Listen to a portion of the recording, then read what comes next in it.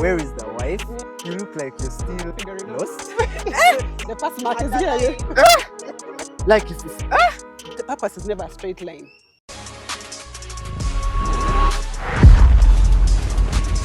Welcome back to the Young and Free 256, where we talk about issues affecting the young people and we try to find solutions. I'm your host, Zipporah Nyambura Oboke, here with my co-host, the one and only, the Gen Z, the lady of the house, Kutesa Lydia on my far left. And Tessa, say hi to the people. Hello, good to see you. Welcome back to the Young and Free podcast. Yes, in this season, we've been navigating purpose. We have been talking about finding purpose, what to do with your purpose, and really, it has been a good one. I feel like I've learned a lot personally. And today, we are going to dive a little bit, still in purpose, but we want to find about those people who have not found their purpose or who feel left behind in purpose, or who have not found out exactly what their purpose is. We've not left you behind, so we want to talk about it today. And on set with us today is a young man who's going to tell us more about this topic. I'm sure you're going to learn a lot. He's a person who's very dynamic. You're going to love his story. He's the one and only Leon Tusiime, and we are so glad to have him on set. Leon, please say hello to the people. hello. I'm very, very glad to be here and honored.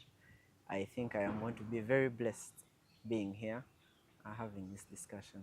Thank you very much for having me. Thank you too. Thank you for accepting to come on our set. Definitely. So we dive right into it, and I'm going to ask a simple one.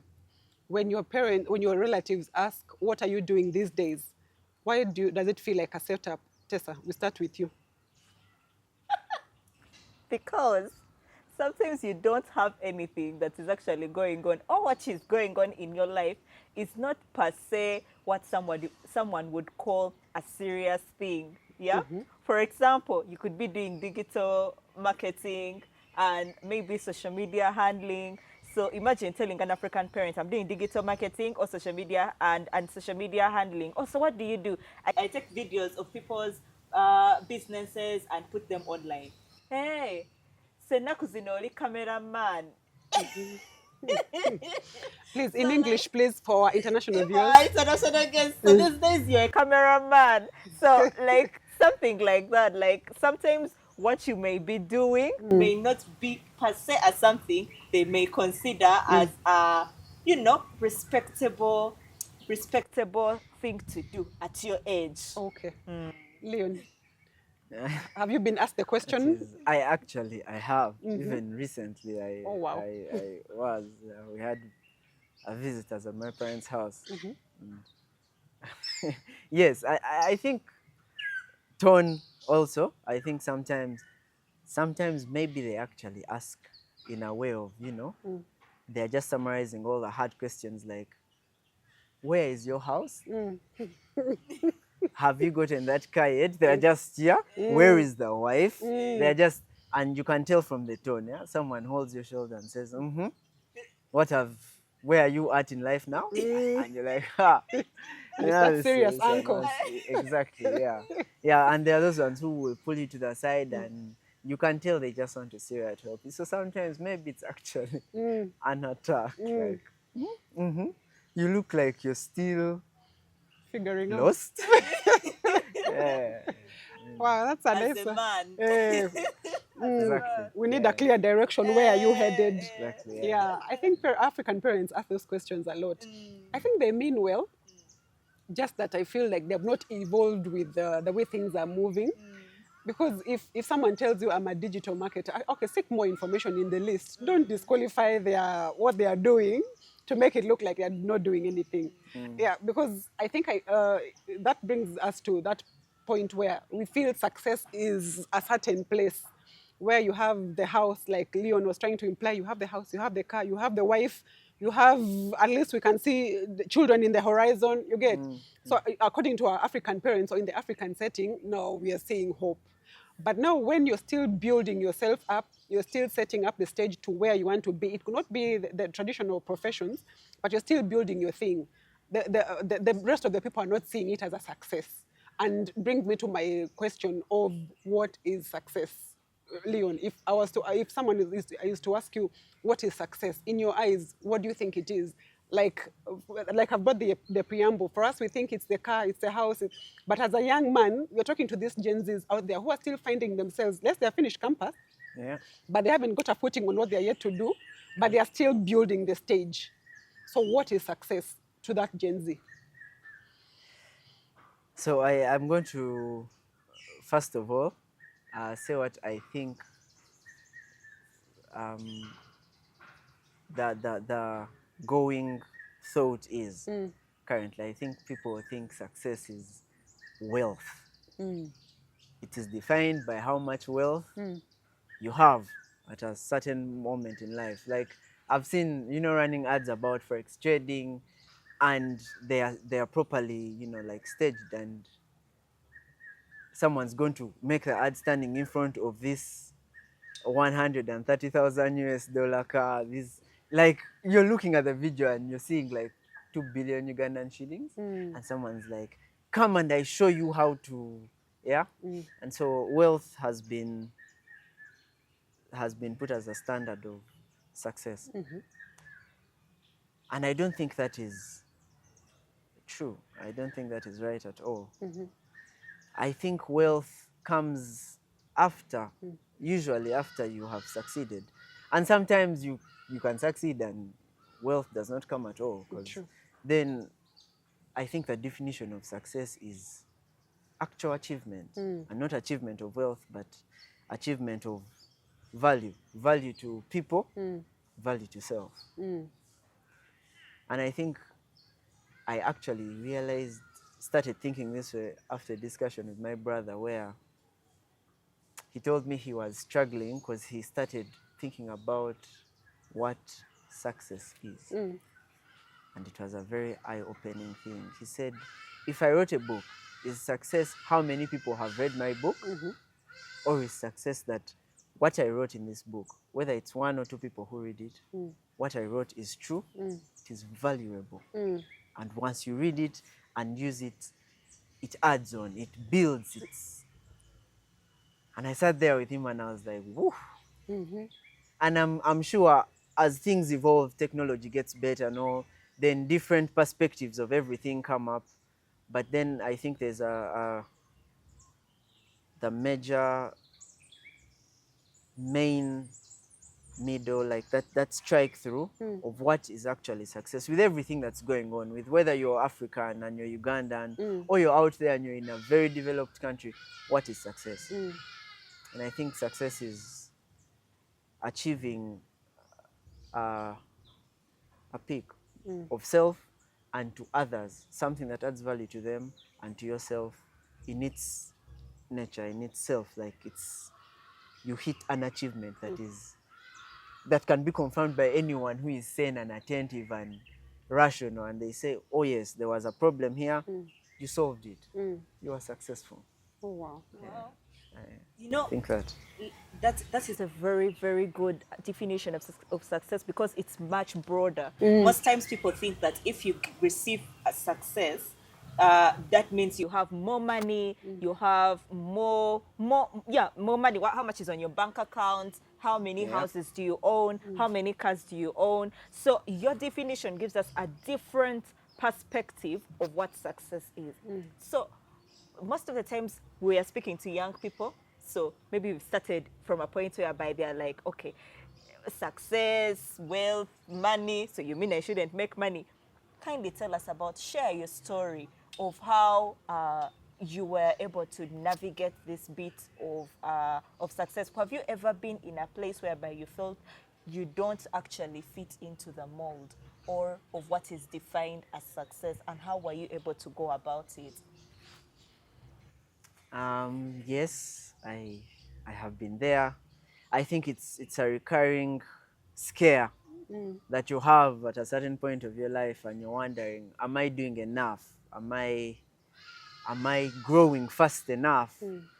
My peers look like they are leaving me. Yeah, like, guys your age are proposing, and you're seated there, and you're writing on pledge cards. Attending Yeah, wedding meetings and yeah. such. And so you start to, you have that scare, and it keeps recurring. You have a conversation with your father, and he's going to mention, things he wants to think about you, places he sees you going, and you're like, this guy he's ahead, and I'm taking my time to get there. I think first of all, it is important to know that wealth plays a role. We are not saying you do not need money, in lack of better terms. You use it to meet needs, but I think the perspective, and because I am Christian first, at least a follower of Christ, a lot of what I believe and share usually is from the Bible. So I think when the thought comes about success, is success enough? Are you going to feed off success? Are you going to meet your expenses off writing a book and 2 people have read it and it has helped them? So that's a question. Someone's going to say, I think I'm better than you because I made money off my book that was nonsense, and your book that was valuable. Yes, I'm lending you money. Yeah, sustenance is going to come into that question. And yet I think as well, because biblically, I think usually we worry about what everyone thinks about us. We worry about it so much that we trip ourselves over that exact same worry. You try to impress so many people who are very different. You're trying to impress your father, your mother, your wife, your husband, the people who are looking at you as mentors. The uncles, the aunties. So it goes into the little things. Do I have an impressive phone? An impressive car? An impressive way I talk? Do I have an impressive way I walk? Like when we were in school, those were simple things that used to bother us. Like you're in high school, a child comes from Buddha, they walk differently. It bothers you. Why do you think walking like that is cool? And there's a bunch of people who think walking like that is cool as well. And so, because of that recurring scare that you've referred to, our thoughts are then governed. Like when I say, do I have an impressive phone? A picture comes to all our minds. Like that's how it has gone into detail. Do I have an impressive this? Do I think my place is impressive enough where I live to host people and tell them, you should listen to me when I give you financial advice? It's that simple. Like it no longer matters if the advice is true or false. When you come to my place, does my place look like my financial advice has weight?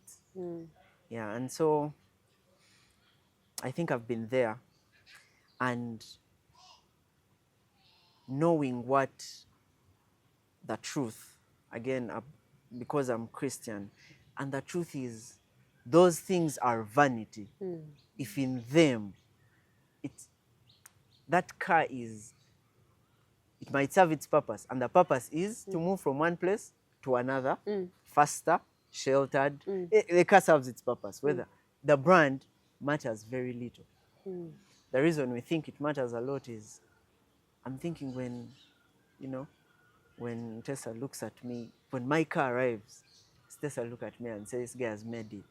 And yet that is not the point.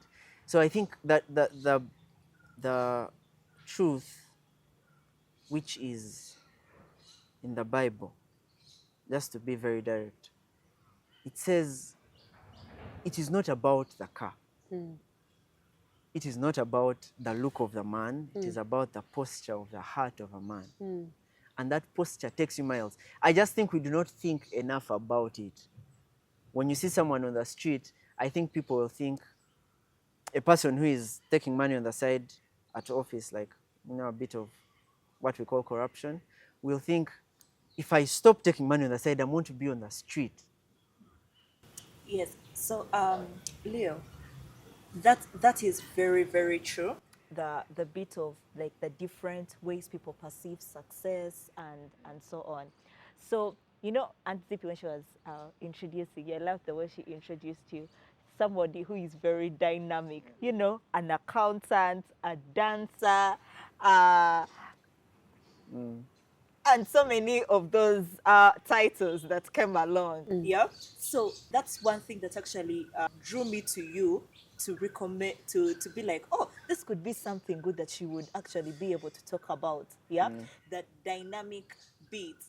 But whereby we have very many young people in this day and era who are actually thinking that, oh, maybe my life is not moving the way I planned for it to move. So I feel like I'm not making it in life. I'm not going to be successful. Yeah. So I would like you to share a personal experience and let us know how you felt in that situation and how you were able to work it out.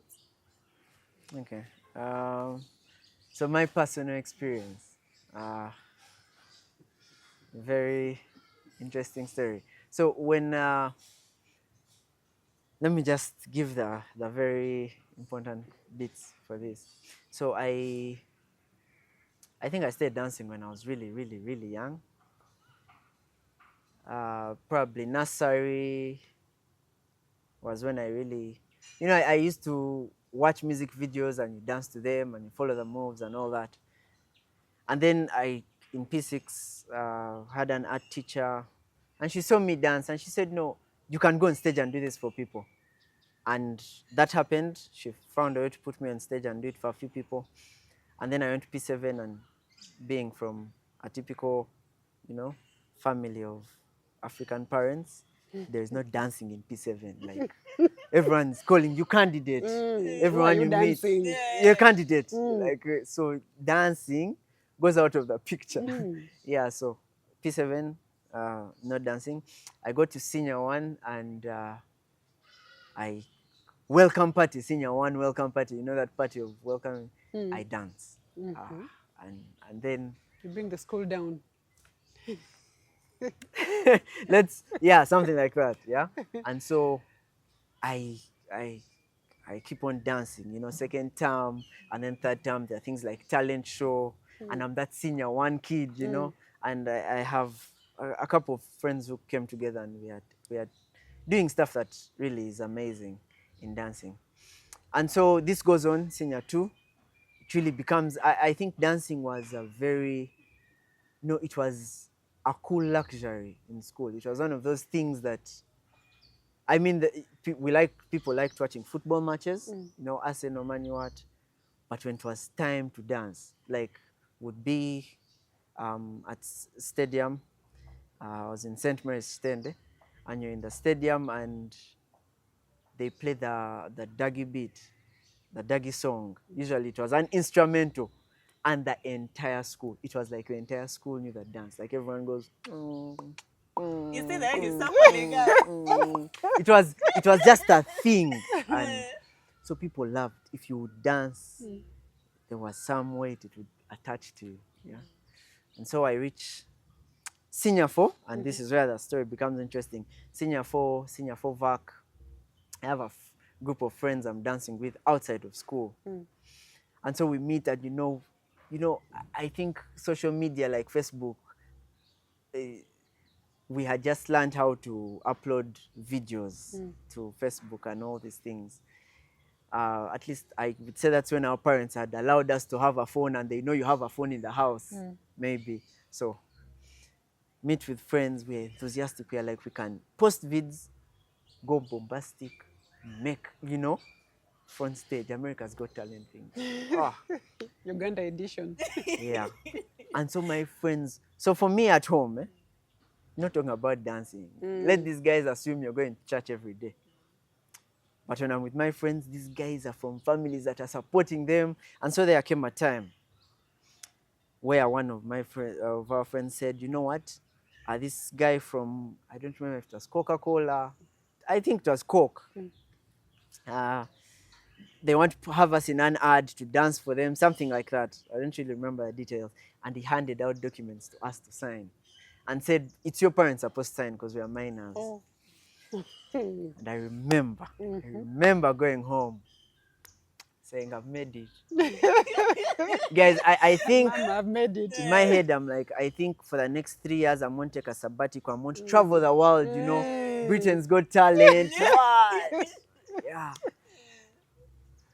World of Dance. Those were the videos we would watch online. Like, I think I'm this guy. Next year, around this time, This will be me. this is me. So I go home. It's a hard conversation to bring up, but I think one of the reasons I was able to bring it up was my dad was not around at that moment. And he was really the terrifying one. Is the one who you would say something and it's like, now you're going to lie down and I'm going to respond to what you have said.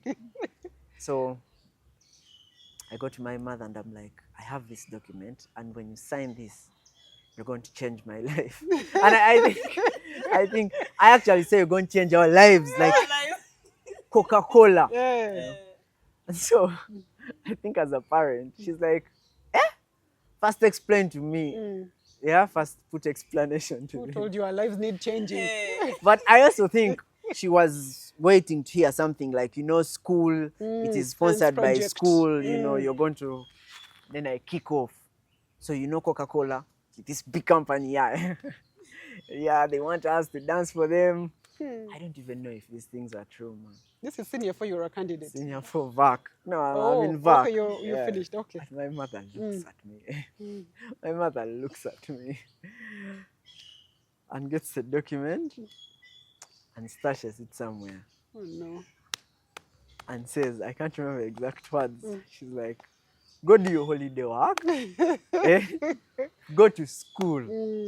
Leave these things Coca-Cola alone. will find you when you're not in my house. And then we all progress at that point. I'm like, Oh no. these are the things the Bible talks about. These are. It's so. That was the feeling. The words to use. I remember I felt betrayed. And you know, when you're a child, what you know is what is there to be known. You're wise. Like, this woman actually does not know that next year this time would be counting dollars. Yeah. We'll have made it. Yeah, and on top of all that pain, you have to go back to all your friends who have come back with signatures from their parents. Like big signatures and a comment. This is good. You have to go back without the document. Oh, No, no. you don't have a signature. They took the classification. So yeah, you go back and you sit with them and you're like, yeah, you guys, I think I'm not going to dance anymore with you guys. no. I'm going to sit on the side and you guys shine. But I remember typically it never led anywhere. And to fast track, here I am. I still watch America's Got Talent on screen, but I think you know, senior 5, senior 6 humbles you. University also humbles you even the more, because you know you're at MOOBs and you're with people who did BCM. You yourself, you did PEM, and you're with guys who did head. You know, hell. And when you're in school, you thought I'm in sciences, then arts. There's a big difference, and now you're I'm better than you. You're simply equal. You're business students. You're doing this course. So life equalized. And so I came all the way from primary where I was saying I wanted to be a doctor, a surgeon, you know. I want to be a doctor, and they're like, for real? You're like, not just a doctor, a surgeon. For real, a heart surgeon. And your aunties clap for you. To wanting to be a dancer, to being in campus and saying, I think I want to do ACCA. And now here I am, I'm doing computer science. So that is the mix.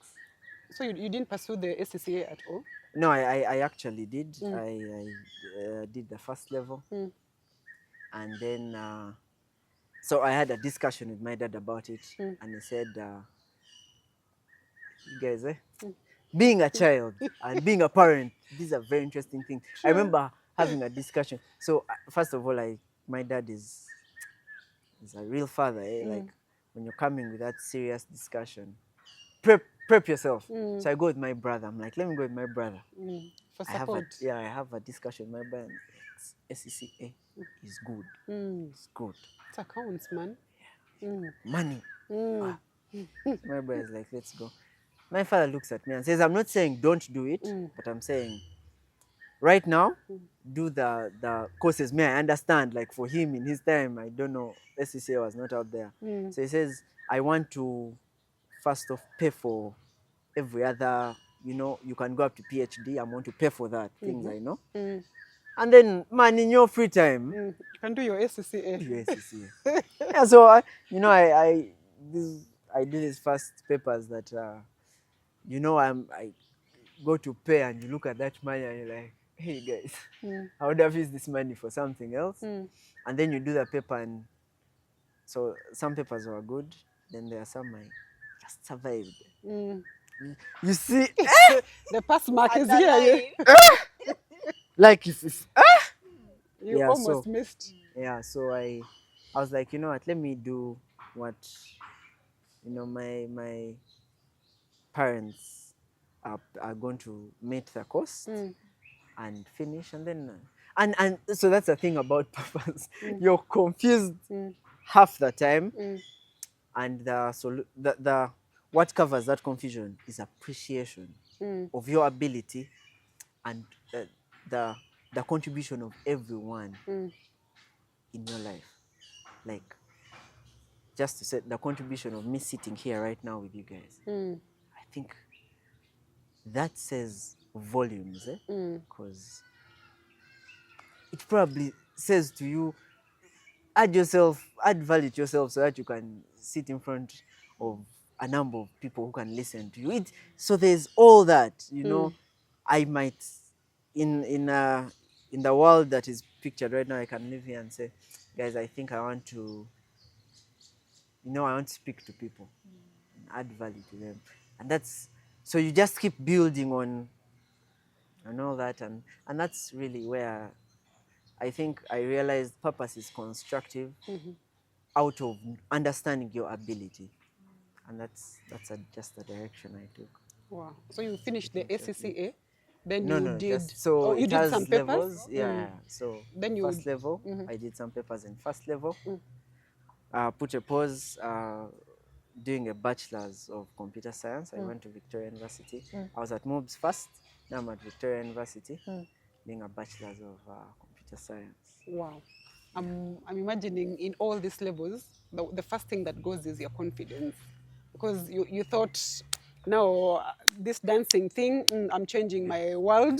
Then the dancing thing goes. Then you think, accounts it is, ACCA, here I come, I'm going to pass all the papers. Guys, organize your books, I'm coming to organize your accounts. Then, boom, it also goes down. Then now you think, okay, let me try another thing. And then you... Yeah. So I'm imagining in all these levels, your confidence is, okay, but I didn't go through with the other one, this one. So your confidence keeps going down. I'm wondering how you're able to pick yourself up and say, you know what, let me try this ACCA. Okay, let me try this computer science. Because it takes a lot of, there are some people who leave it at the dancing or the ACCA and they're like, you know what, I think I'm done. That is it. Life has nothing for me. This is where I check out. And then you go now into misery mode. There is nothing for me. I think God forgot to create a purpose in me. Just because one or two things have failed, then you feel now everything else has fallen. And then your confidence goes really low. Even the things that you can try, you feel like you cannot try. How were you able to pick yourself and think, I can try this one, I can also try this other one, even this other one could work? Because I feel that is where most young people fail at. When one thing fails, you feel that is the end. But you have to pick up your confidence and then try the next thing. Because you never know which door will open. But you have to keep knocking on them until you find, it could actually be this door. Because sometimes, as we agree, the purpose is never a straight line. You might think, you can imagine where you started from. In primary, that's what you dreamt about. But look at the curve, though it has moved from heart surgeon to dancer. But Leon, you are dreaming in this Africa of ours. Do you know our parents? You moved from heart surgeon to dancer to... But all this time, you're confident enough to start the new thing until you find the thing. And I'm sure computer science, I'm sure you find yourself fulfilled in it. And you find so many things that you... But, getting there is not very easy. So how were you able to pick up your confidence and start these new things every other time? So I think, broadly speaking, there are quite a number of factors. I think upbringing, which usually I mean, you don't choose your parents, so that differs for different people. I think that helps, you know, the way your parents show to you that there's a way they think about you. That the people you grow up around, like how do your aunties speak to you, your uncles, and all that. So there's a number of elements: how you grow up, where you grow up, people you grow up with, what you're exposed to. So stuff like that. Personally, I think I would give an example. My mother first paid for me a phone when I was, I think, like senior 5 or 6. Like, oh, you need a phone, have this money. And it was my father first sat down and had proper conversation, like where he speaks and you respond. About the phone? No, like a discussion with my dad. The first time I had it, I think I'd started first year at Mom's. Wow. But you see, for me in my head, what it showed me was, now he's showing me that you have grown. Before you were someone I was telling, I was shaping, but now I can listen to you. And I remember after that conversation, first of all, for me, you're watching all your responses. You're like, I might say something, and he's like, what? So I'm watching myself. But then after a discussion, he has left the living room. You sit there and you're like, I've had a discussion with my dad. Well, what was that? So I think that the factor I want to speak of the most is growth. Growth of the things around you, the people around you, and of yourself. And I've had discussions with the both of my hosts here, and I have mentioned two people in my life who have helped me grow. And I mentioned someone specifically. You'd have that in your mind. I've had people in my life, especially being rooted in church. And I don't even want to say, oh my God, this church, come to my church, there are people you're going to be rooted. No, I got lucky. I found a person. And they helped me, you know, panel beating. Outstep, you're shown. You go home and your parents are noticing that you're better for it. And so your mind grows, not from thinking, oh my God, being a dancer is such a waste, it's such a bad thing, but from, I am dancing, people are appreciating it. Can I do more? Yeah? Get. And then you grow, you realize I can do more. I remember ACCA, I took myself. I remember talking to this person, it's a girl, and I told her, and she said, do it. Do it. I think you can do it. And I walked to the ACCA office and I got those documents and I paid the money. Growth. And my brother, his first course, he did a full course at Makerere. Then he went for law. And now he's doing LDC. Second course. When my brother did a second course, in my head, I'm like, you guys, surely, let me go do this Bachelor's of Computer Science. And even after that, I can do more. I have a friend who finished the master and said, let me do a PhD. And we are having a discussion and we are like, man, what's it about being a doctor? It's like, no. You guys are just going to get to call me doctor. Like we are going to be seated together. They're going to be like, oh, Leon, oh, this Dr. one, Leon. doctor. And like, and that's, the point is, can I do a PhD? Yes, I want to do it. And we are like, you know what, we are all coming. We are going to do those PhDs. And we are thinking, I have the ability to do my master's while holding a job. And I'm gunning for excellence at both. And while I'm doing these things, I'm going to church. You know, on Saturday, I'm meeting my friends, we are talking, I'm spending time with them. And for me, it is growth. It is, I think my closest friends at church, who now, most of them are married. Wow. They are quite a bit older than me. The wedding launch of one was yesterday. And I think we were the last two. Okay, we were like 3. Now he's gone, getting married. Now we are here. We are, Yeah. Namwe muja. Yeah, so I think those guys, I got lucky that I admired people for the very important disciplines. I might not mention their names, but I admired people for disciplines like someone is not broke, but you're not going to see it the first time you meet them. No. In fact, you're not going to know that this person has money on the side until there is need for you to know. And you are at church, you're collecting money, someone gives 2M. And you look, you're like, this is the guy I chill with every day. This is the guy we are cutting bills together every day.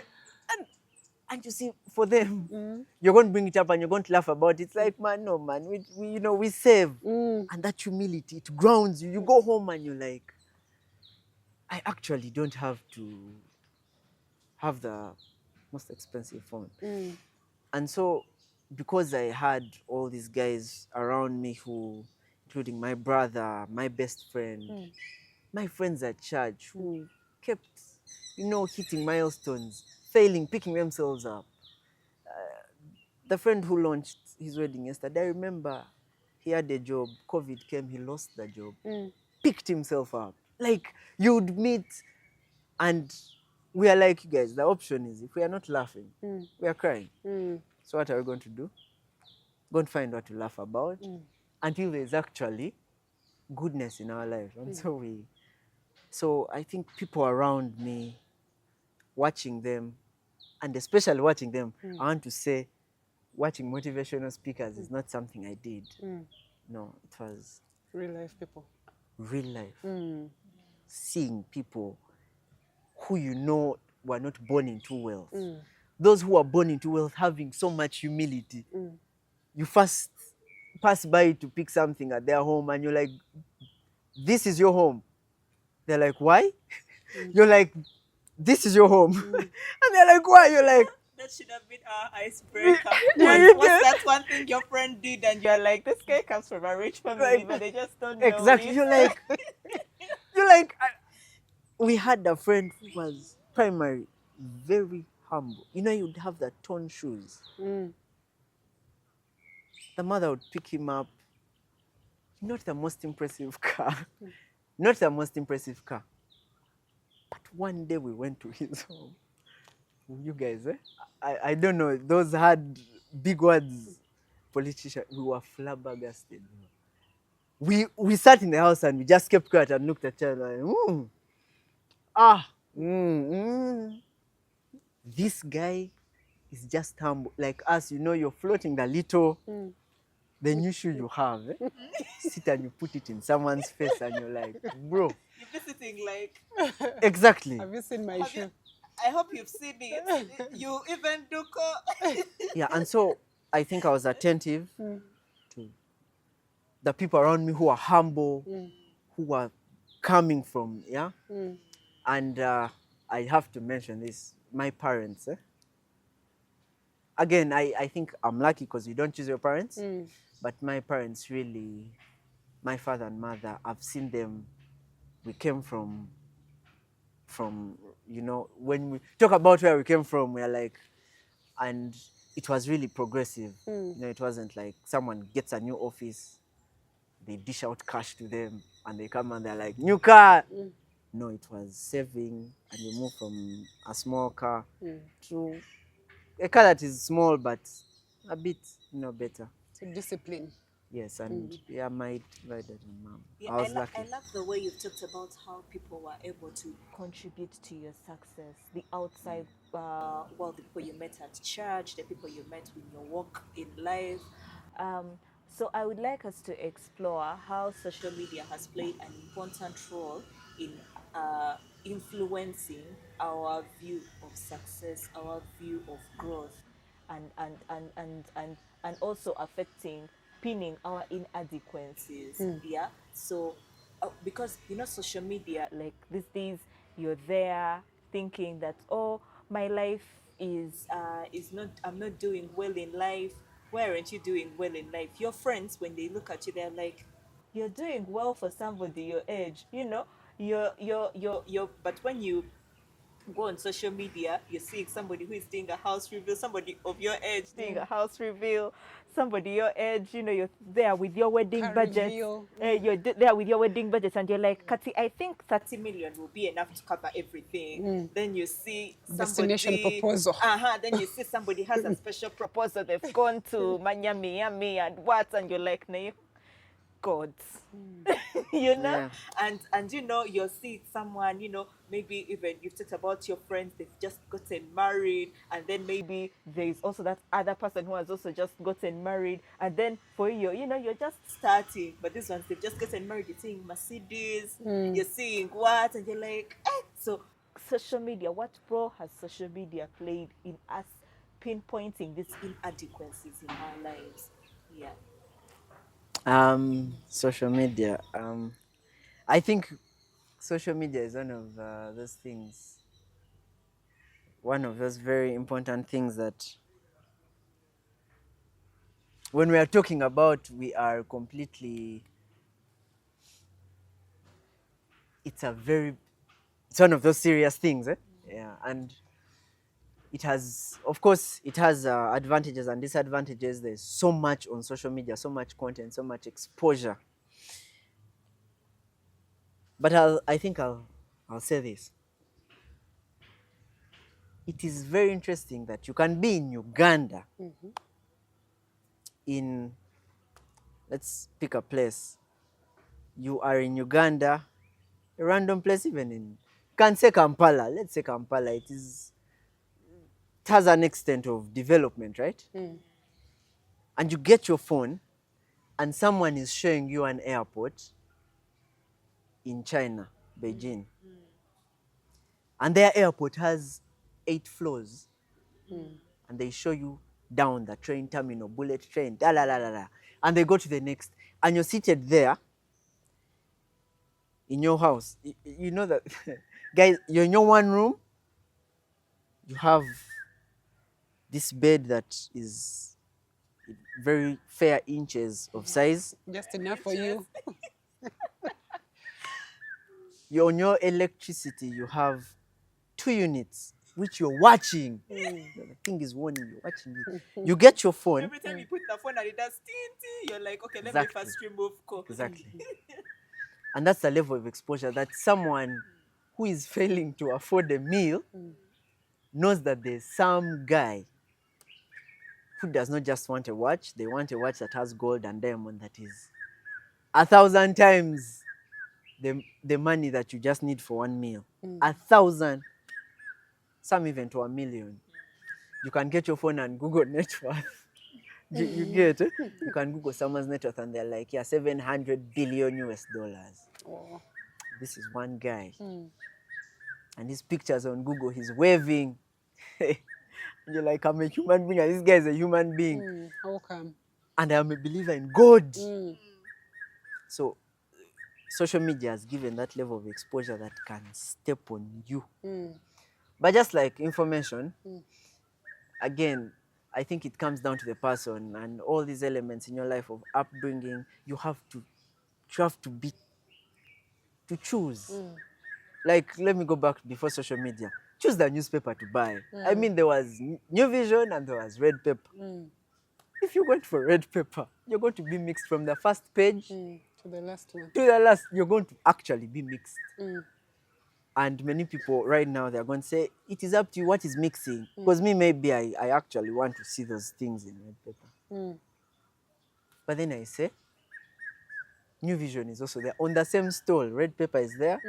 New Vision, Daily Monitor, and those other. So pick the one you want. So ideally, people are going to sieve out information. The information is a lot. It has impact. Someone's going to come, and maybe because I prefer Luganda, I'm going to pick Bukede. Maybe because I have a business, I want to bid, I'm going to pick New Vision and look for bids. But I don't know. Okay, I think they normally target men. Red Pepper had the most interesting titles. The thing is, a guy might probably pick New Vision and say, let me also go with the Red Pepper, because the title is, we have found out the president's third wife. You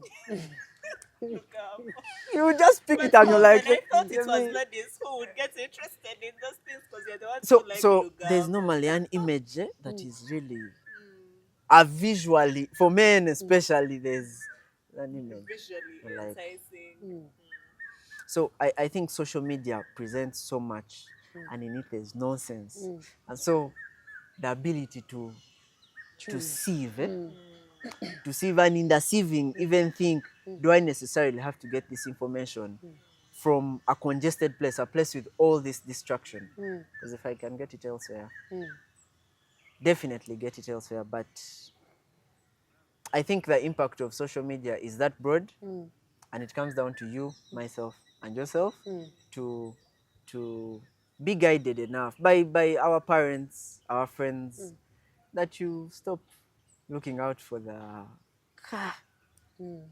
So choose what you're going to consume, leave out what is not building you, pick what is building you and run with it. That's what yes. I hear you And say. yeah, someone would want me to tell you, how do you come into choosing?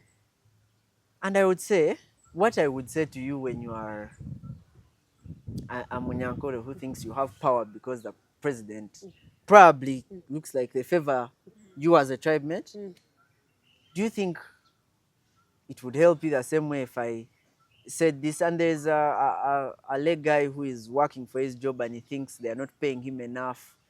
Yeah, and he thinks he's oppressed because the government is against them. They're like, this government has to change. I'm just going to say that what is right, what is wrong. Many times we know it. It has been presented to us through culture, religion, parents. We like nonsense. Nonsense feels good. Oh, But nonsense feels doesn't good. build at the end of the day. Yeah. But it feels good. Yeah. So choose the content you're consuming. You've talked about very important things. You talked about growth. Grow in your relationships, in your life, as you're seeking out the things to do. Growth is very important. That stood out for me. You also talked about the people you hang out with. The moment you hang out with the right people, if you're a companion of fools, then you'll become a fool yourself. Definitely. If you're hanging out with the wise people, then you're going to become wise. So you've talked about the people you hang out with who have really shaped who you are. So you're talking to the young people to choose who they hang out with. Don't hang out with people who are wasting their time on things that are not even constructive, things that are not building their lives, but things that are actually adding value to their lives. And finally, you've told us to choose. When you go to social media, if you don't want, those house reveals, if they're stressing you, cut them out. The data is yours at the end of the day. You don't have to consume everything that social media brings your way.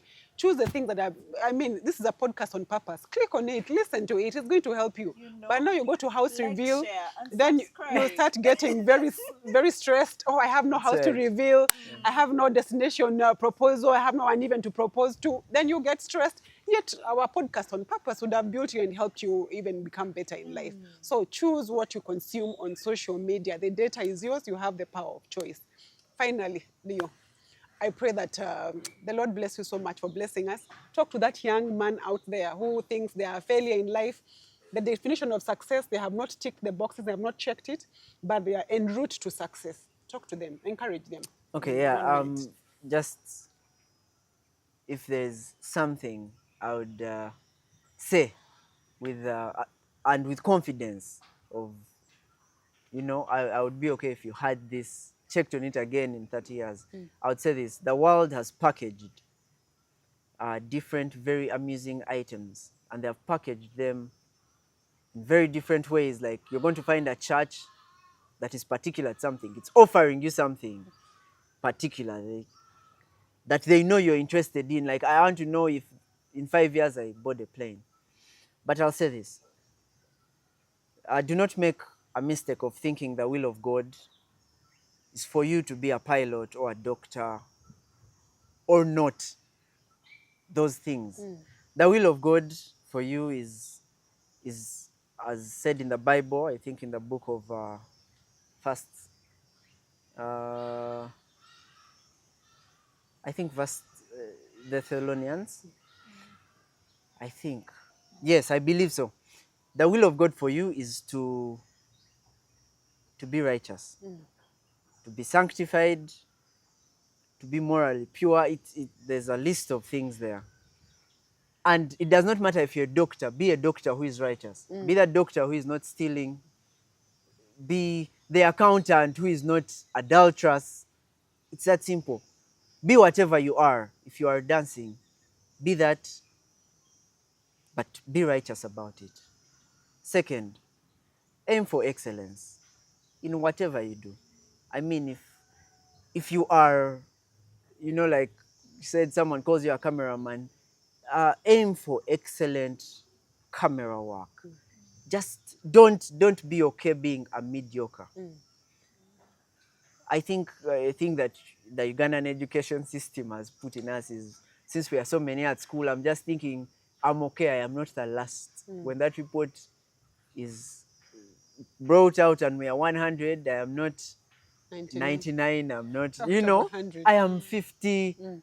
And when you settle for that for most of your life, you are going to struggle. And lastly,